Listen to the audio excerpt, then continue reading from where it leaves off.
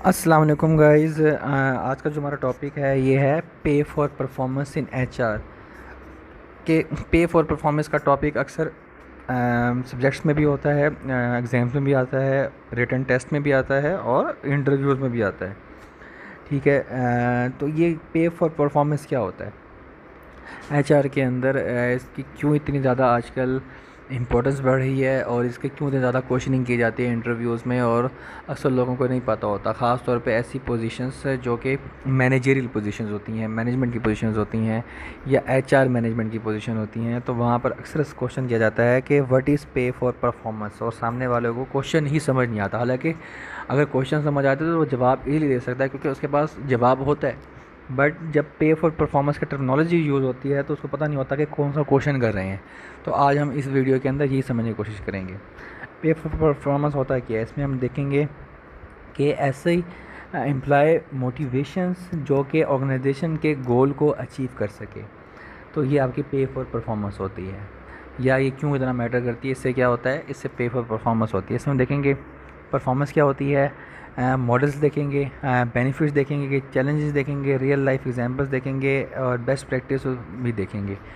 तो सिंपल सी, ज़्यादा बड़ी वीडियो नहीं है, 3 से 4 मिनट की वीडियो बनेगी। अगर हम इसको फोकस होकर देखेंगे तो आपको समझ आ जाएगा कि पे फॉर परफॉर्मेंस जो है उससे एम्प्लॉय के जो गोल्स हैं वो कैसे अचीव होते हैं, वो इतना इंपॉर्टेंट क्यों है, और क्वेश्चंस क्यों किए जाते हैं इंटरव्यूज़ के अंदर। क्योंकि इंटरव्यू में क्वेश्चन सिर्फ वही किए जाते हैं जो कि कंपनी ने वो वाला काम करवाना है या वो एक्सपेक्ट कर रही है, तो इसलिए इंटरव्यू में करते हैं। जब आपको पता ही नहीं होगा तो इंटरव्यू में नहीं बता सकेंगे और कंपनी को पता लगेगा कि यार ये इसको चीज़ का पता ही नहीं है, तो उसको हम क्यों रखेंगे।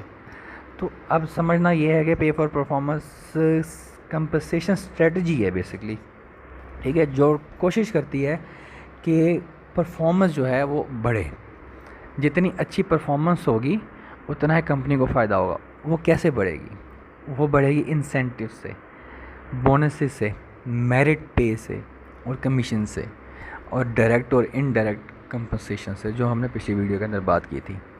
ठीक है, तो जितनी ही ज़्यादा ये कंपनसेशंस या टोटल रिवार्ड्स एम्प्लॉय को मिलेंगे उतना ही वो मोटिवेट होगा, उतना ही वो दिल लगा के काम करेगा और उतना ही कंपनी को फ़ायदा होगा और कंपनी की परफॉर्मेंस बढ़ेगी। अब क्वेश्चन ये है कि जितना अच्छा आप पे करेंगे, सिर्फ सैलरी की बात नहीं हो रही, ओवरऑल बात हो रही है, जितना अच्छा आप पे करेंगे उतना ही कंपनसेशन बढ़ेगी।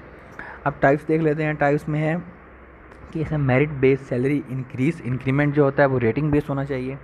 जितना अच्छी परफॉर्मेंस है उतनी अच्छा उसका इंक्रीमेंट की परसेंटेज होनी चाहिए। वो हम आगे देखेंगे कि कैसे हम परफॉर्मेंस इंक्रीमेंट करते हैं। फिर इंडिविजुअल परफॉर्मेंस बोनसेस, जितने अच्छा उसने परफॉर्म किया है उसको बोनस मिलना चाहिए। फिर टीम इंसेंटिव्स भी होना चाहिए कि अगर टीम वर्क हो रहा है, एक टीम ने काम किया है तो पूरी टीम को मिलना चाहिए। फिर सेल्स कमीशंस, जितना अच्छा उसने सेल्स करके दिए हैं उसको कमीशन लाजमी मिलना चाहिए। फिर profit sharing plan, like bonus हो गया या प्रॉफिट ऑर्गेनाइजेशन है, प्रॉफिट हो रहा है तो उसका 1%, 2%, 3%, वट एवर जो कंपनी चाहे उसको उसका शेयर देना चाहिए प्रॉफिट के लिए एम्प्लॉय को। तो ये कुछ बेनिफिट्स हैं जिससे क्या होता है कि ये आपके मोटिवेट करते हैं एम्प्लॉय को। अब बेनिफिट्स फॉर परफॉर्मेंस बेस पे क्या होते हैं, बेस पे होती है लाइक इंक्रीज मोटिवेशन। मोटिवेशन जितनी अच्छी होगी उतना ही ऑर्गेनाइजेशन के गोल अलाइन होंगे, जितने अच्छे गोल अलाइन होंगे उतनी ही आपकी जो इंकरेज अकाउंटेबिलिटी है, लाइक एम्प्लॉय आपस में इंगेज होंगे। और फिर क्या होगा, फिर आपका जो टॉप टैलेंट है वो अट्रैक्ट होगा, वो छोड़ के नहीं जाएगा। आपके जो बेस्ट एम्प्लॉयज़ हैं, जो कि ओल्ड एम्प्लॉयज़ हैं, जिनको कंपनी की A to Z या ABC आती है, जिनको पता है कंपनी को कैसे लेके चलना है, कंपनी के कैसे काम को आगे बढ़ाना है, तो वो कभी छोड़ के नहीं जाएंगे। क्यों? क्योंकि आप उनको अच्छा पे कर रहे हैं।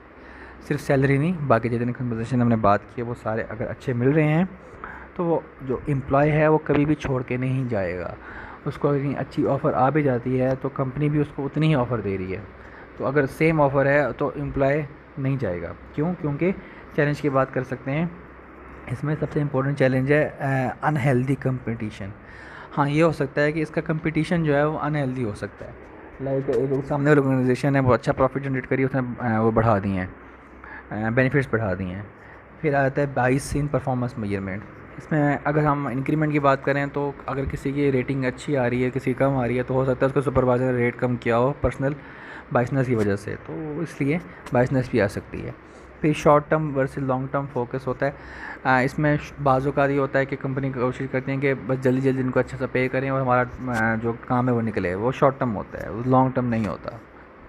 फिर आता है कि end of disagreements of unfair, like वही अगर कोई बाइसनेस होगी या डिस्क्रिमिनेशन होगी तो उससे क्या होगा, एम्प्लॉय डीमोटिवेट हो सकता है। तो ये वाली चीज़ें हैं जो चैलेंजेस आ सकते हैं, लेकिन इतना ज़्यादा नहीं है।